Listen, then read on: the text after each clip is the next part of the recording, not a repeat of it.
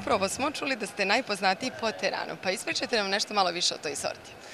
Tako je, teran je jedna posebna sorta u Sloveniji, koja se nalazi samo u Sloveniji, tako na kraškom području, to je iznad Trsta. To je otprilike 600 hektara vinograda.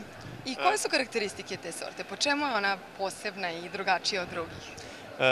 Posebna je po tome što je izrazito crne boje, jako puno ima mineralnih snovi, puno željeza, tako da i kao vino dobro učinkuje i na zdravstvenom području kao demenciji, bolje krvnim protoku i boljim prebavnim trakom.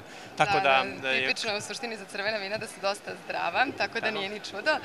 Vi ste nam rekli da oko 80% proizvodite upravo tu sortu. Šta je sa ovih ostalih 20%? Ali ima nekih belih sorti, malvazije? Kod nas, kao što sam prije rekao, mi proizvedemo 90% je to vino teran. Ostalih 20% imamo bijelog vina, od toga je najviše malvazije i nešto malo Vitovska Gargane, to je jedna naša autohtona sorta.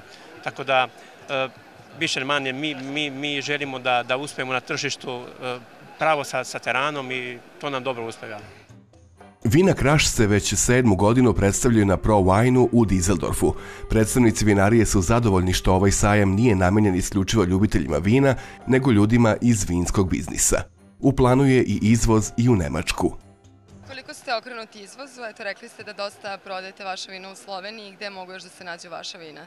Da li mogu preko okeana u Evropi i možda u Srbiji? Mi smo više manje, to je, kao sam rekao prije, to je naša posebna sorta, tako da tog vina malo izvozimo. Može se naći i u Srbiji, samo u nekim malim lokalima.